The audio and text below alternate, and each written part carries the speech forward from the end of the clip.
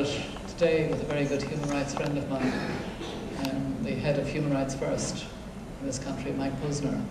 And we both were just recognizing that the situation in Darfur is far worse than we're hearing and reading about. It is absolutely catastrophic at the moment. It's hard to explain how much worse it was than 6 months ago even.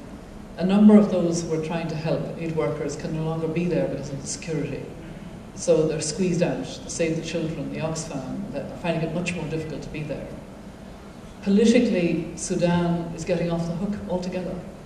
And part of it has to do with the fact that because of the oil money now in Sudan, and the Chinese investment, and the booming Khartoum, it's as though Darfur is somehow a forgotten backwater again.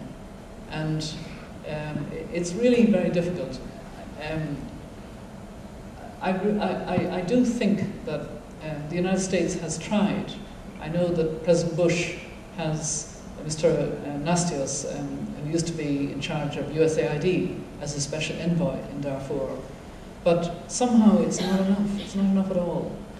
We are seeing the unforgivable, the never again. And just because they are poor and they are black and they are voiceless, it's happening. But human beings are being killed, women are being raped, villages being savaged every day, and it's getting worse. And the African Union is the current force in there. Even its mandate is not secure in the future. The government of Khartoum has refused to allow the UN to put in a peacekeeping force. It's been able to do that because there isn't enough pressure. And so I think the US, the EU, the countries of the world honestly have to really wake up. I'm very impressed by a lot of very good work by civil society groups here, notably Ruth Messenger and her organization are, I'm getting emails every week in their attempts to try and draw attention here in the United States. But as far as I'm concerned, it is a disgrace. It is absolutely unacceptable, and I don't have an easy answer.